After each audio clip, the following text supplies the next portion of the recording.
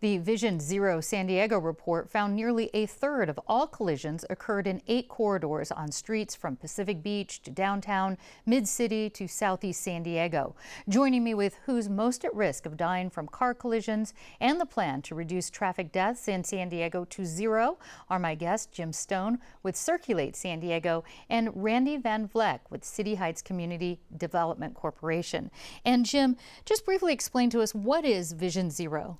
Actually, Vision Zero is a simple, elegant, but powerful concept of zero traffic deaths. It's a zero tolerance for people dying as a result of a car crash, a pedestrian crash, or a bike crash.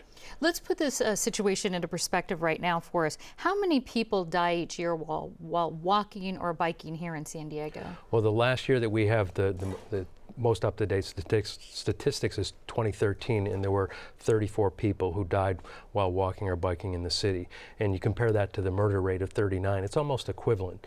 And if you fold in the number of people overall who die as a result of traffic incidents, it's actually 81. So traffic incidents take twice as many lives as murders in the city of San Diego. And specifically, I understand, Randy, City Heights is a big area for traffic deaths. What are some of the, what's the situation there? Yeah, unfortunately, you have one of the highest number of collisions happening there.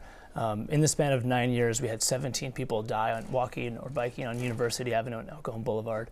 Also, in our school zones, we had 114 kids hit by cars in 4 years while walking or biking. So we have a lot of people being hit by cars, and we don't have the safe streets and the infrastructure that makes it easier to walk and bike in City Heights. Before we get to what's to blame on that, I did want to ask you, Jim, is there particular activities that are more risky than others? Is walking more risky than cycling? Or is it just sort of the same?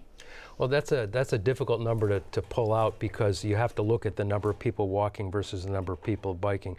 About 1% of the people in San Diego bike on a regular basis, about 16% walk. So you'd have to work out all those percentages, but when you compare it to driving, you're definitely more at risk if you walk or you bike as compared to driving. I see. And Randy, getting back to what's to blame for these traffic deaths, especially in City Heights? Yeah, that's a great question. Well, the city's actually conducted an analysis looking at what are the causes for all these crashes, where are they happening and why.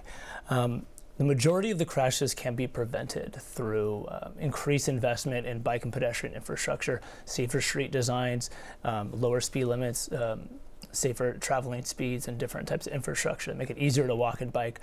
So we know that that's a major factor. Because we don't have that investment in City Heights, we have a higher rate of collisions happening for people who walk and bike. No, Jim, if these are some of the plans, are there more plans? And I understand the city's on board for trying to implement some of these, correct? Well, the mayor came out yesterday and endorsed our Vision Zero concept.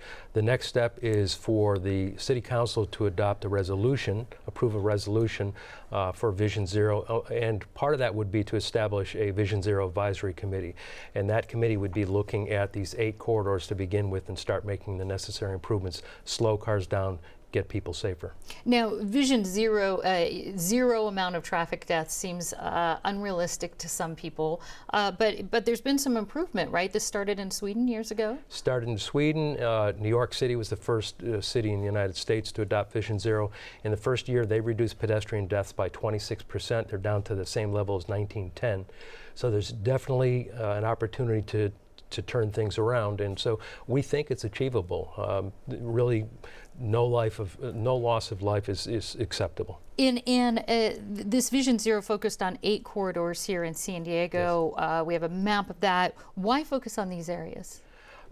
That's where the crashes are happening. So it makes the most sense to apply your infrastructure dollars to make the improvement, to do the law enforcement and change people's behavior, and focus where the problem is. And Randy, do you have any idea as far as how much this would cost the city? I know they did come out and support, as you said, on Monday for this. And who's going to pay for these changes? That's another good question. I believe Circulate San Diego looked at in the report, found that we need about $15 million to make the Vision Zero happen in terms of the infrastructure required to create the safe, livable streets and the programming that's also necessary.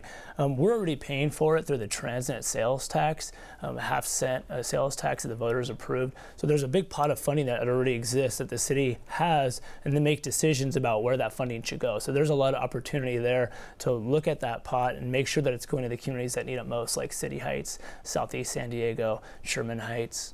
All right, Randy Van Vleck and Jim Stone, thank you so much. Thank Thank you.